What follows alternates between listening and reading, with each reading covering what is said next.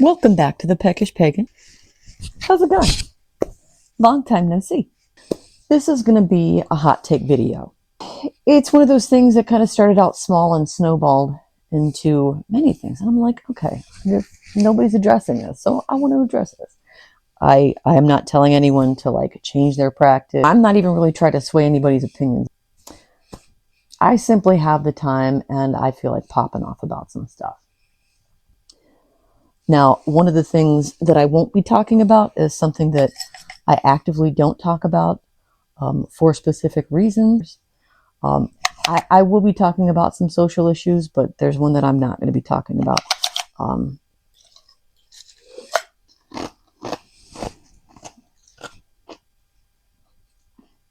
And I hope you understand which one that one is.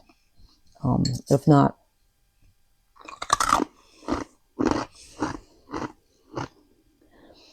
but there are going to be some other things that may be some hot topics. It's not meant to offend. By no means am I trying to tell anybody what to do with your practice. I am not an expert in anything that I'm talking about.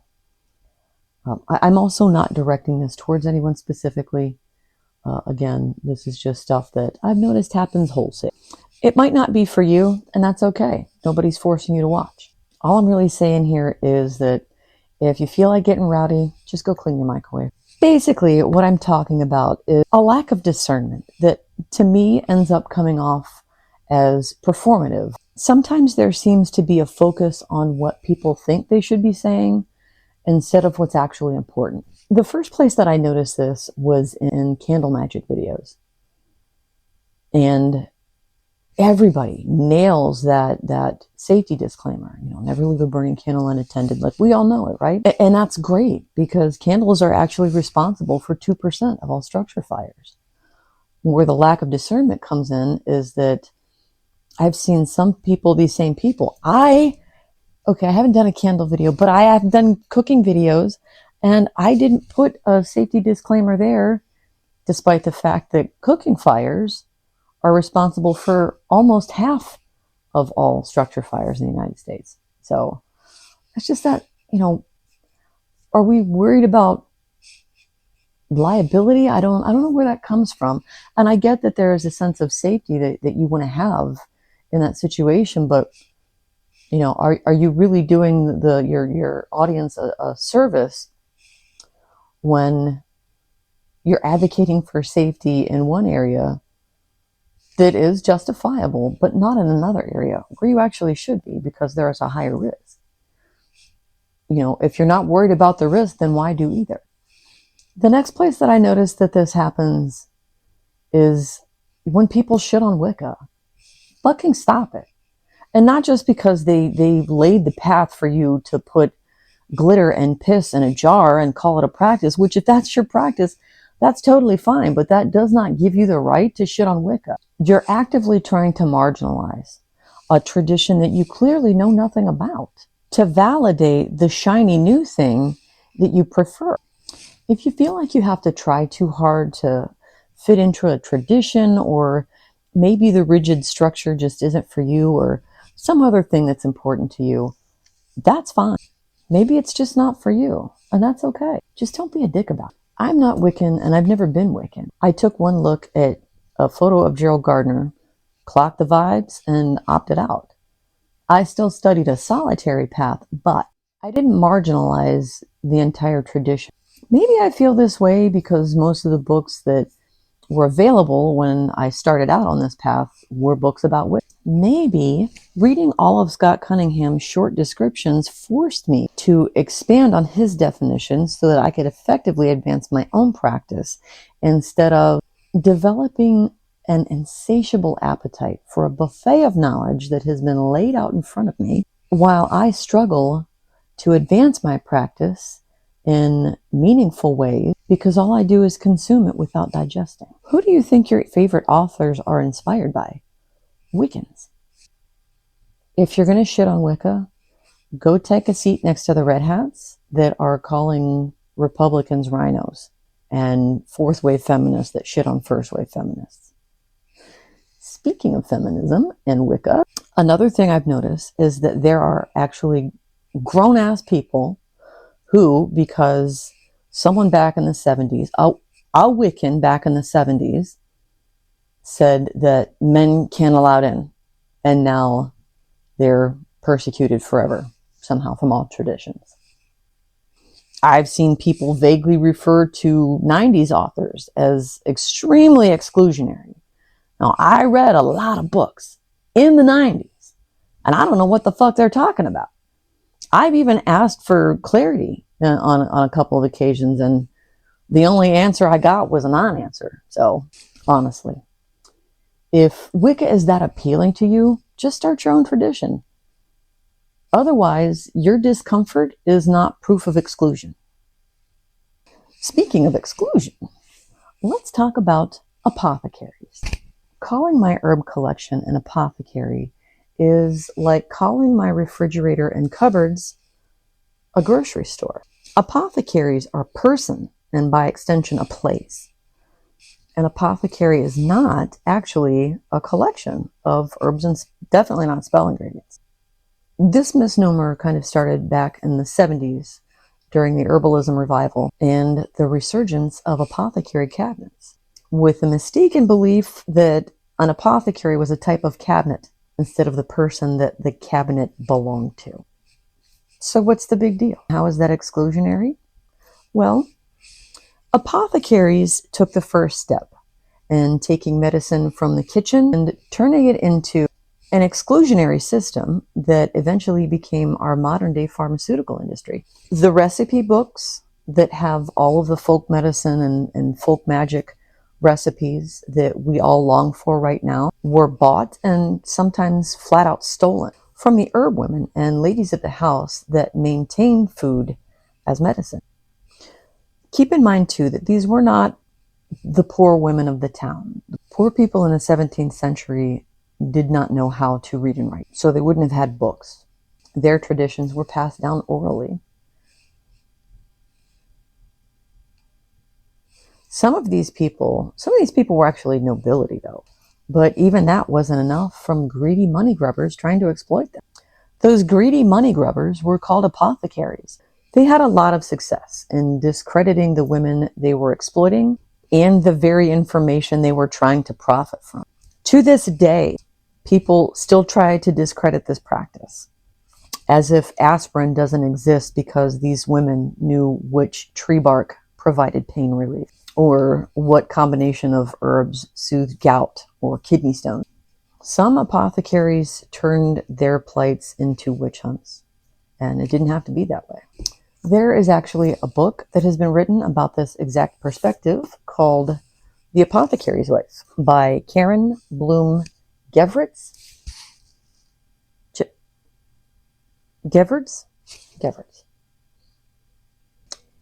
But I can say that the women whose herbal recipes were being compromised did not call their herb collections an apothecary.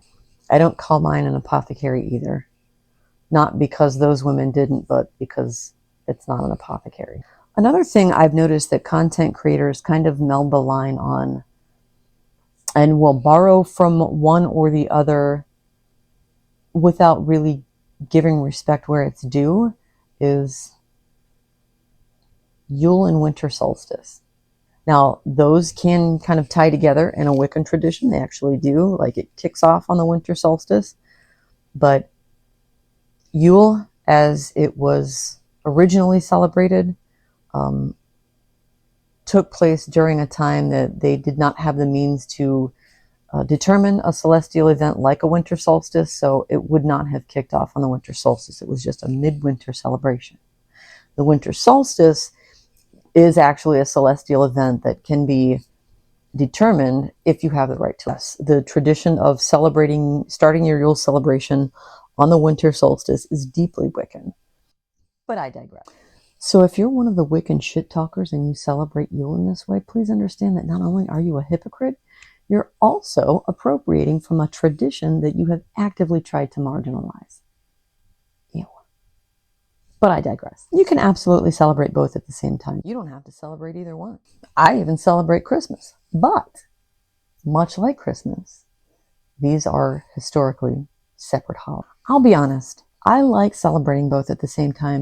I think it's a fun and convenient way of highlighting the meaning of the winter solstice as it marks the official return of daylight, and then easily transitioning to Yule, which is the season of feasting and merriment, knowing that spring was just around the corner. But Yule was originally a midwinter festival, and the solstice is a celestial event. So like I said before, people who celebrated Yule didn't have the means to determine like when to kick this off, or that they would have started it on the solstice.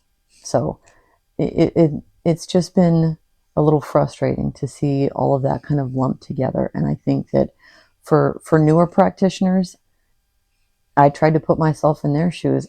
I would probably find that confusing.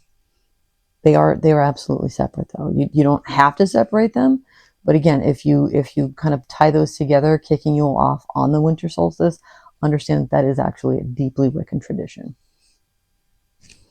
While we sometimes struggle to separate those events, I'm actually disappointed in the number of people that jumped on the Free Palestine train and only ever talked about Gaza, like the West Bank didn't exist, like there's been nothing going on in the West Bank and it's super peaceful and everybody's happy there. It's so disappointing that I've wondered if some of the people could point to either territory on a map.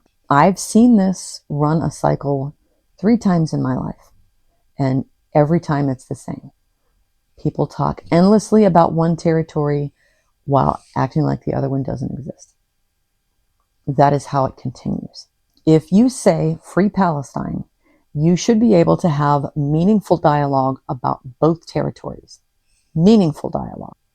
It helps to know the history so that you can politely educate people instead of just wholesale responding to a differing opinion with, you support genocide. Where are you getting with that? Anything you say after that is just going to turn stomachs and not hearts. What are you really trying to do here? It gets the issue nowhere. And these deliberate omissions are actually a matter of convenience for people who believe that manufacturing outrage is proactive towards change. You've changed nothing. In fact, it's gotten worse in both territories. Oh, there's a ceasefire, so we stop talking about it. That's how that's gone every time. It's still happening. You should still be outraged. Just because there's shit going on in Minnesota and Chicago, that doesn't mean you need to stop talking about that. There are people who can't talk about what's going on in Minnesota and Chicago. That is a privilege. Me being able to talk about Palestine the way that I do is a privilege. Why did everyone go silent? All of a sudden, all at once, y'all shut the fuck right up. Except 2 people. I've actively looked and the subject's been dropped.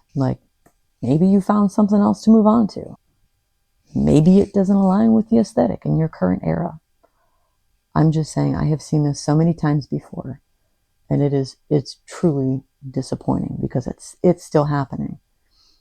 And I know that there are a lot of people from far away who take an active interest in what's going on in the United States. And I truly appreciate that. But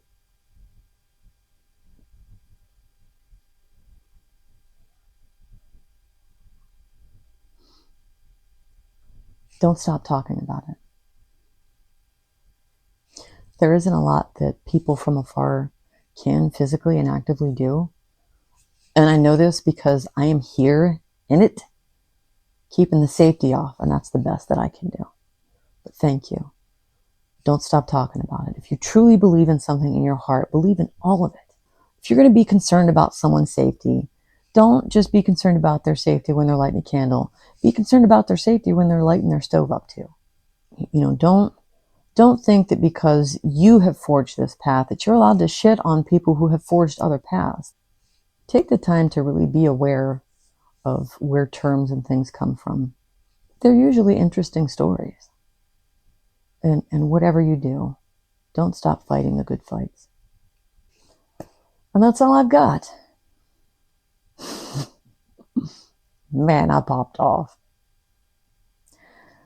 If you've managed to last this long, thank you. Thank you for taking the time to sit with me and listen to me rant and be an absolute Karen for however long this video is. Until next time, take care, do good, and be well.